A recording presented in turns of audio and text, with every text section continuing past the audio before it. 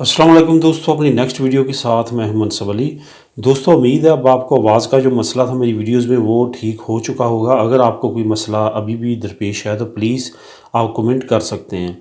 मैं कोशिश करूंगा कि अपनी आवाज़ की प्रॉब्लम को मज़ीद बेहतर करूं, लेकिन मैंने काफ़ी ज़्यादा जो स्टेप्स उठाए हैं अपनी आवाज़ को बेहतर करने के लिए, और उम्मीद है अब इंशाल्लाह ताला आपको मेरी आवाज़ बेहतर आ रही होगी।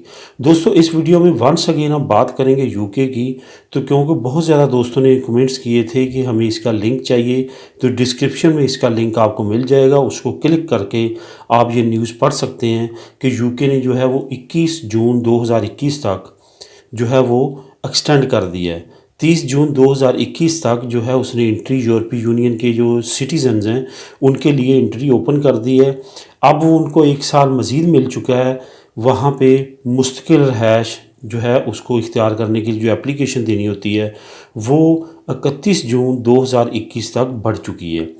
तो इसमें काफ़ी दोस्तों ने क्वेश्चन किया था कि ये इसकी जो लिंक है या इसकी न्यूज़ की जो अथेंटिफिकेशन है वो हमें चाहिए, तो उसके लिए मैंने लिंक प्रोवाइड कर दिया। आप वहाँ पे क्लिक करके उसको मज़ीद पढ़ सकते हैं। दोस्तों, मिलियंस ऑफ यूरोपीय यूनियन के सिटीज़न ने एप्लीकेशन दे दी है। आप जो लिंक मैंने प्रोवाइड किया वहाँ पे पढ़ सकते हैं। बहुत ज़्यादा लोगों ने एप्लीकेशन दी है यूके में मुस्तकिल रहायश के लिए।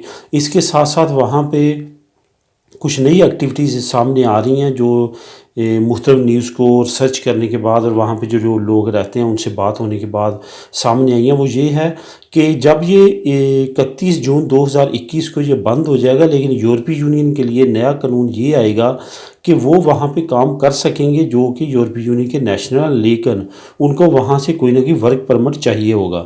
अगर वहाँ का कोई बाशिंदा आपको वर्क परमिट इशू कर देगा तो आपको वहाँ पे काम करने की इजाज़त मिल जाएगी और रहने की इजाज़त मिल जाएगी, लेकिन उस पर एक शर्त आयद होगी कि 3 साल तक आप कोई भी बेनिफिट जो यूके के अंदर हैं, जैसे कि पहले लोग यूरोपीय यूनियन के ख़ास तौर पर रोमानिया, बुल्गारिया, पोलैंड, इटालियन, पुर्तगीज़ी वगैरह जो लोग थे उधर जाते थे और जाते ही वो अपना अप्लाई कर देते थे बेरोज़गारी अलाउंस या इस तरह की मेडिकल और बेशुमार बेनिफिट वहाँ पे जो बच्चों के मिलते हैं वो अप्लाई कर देते थे।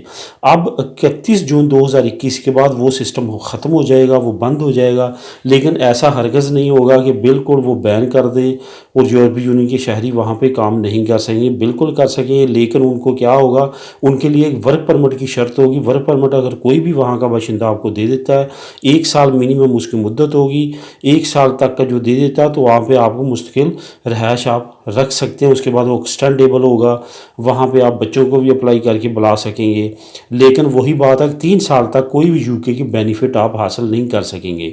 मेन यूके का निकलने का जो मेन प्रॉब्लम था वो यही था।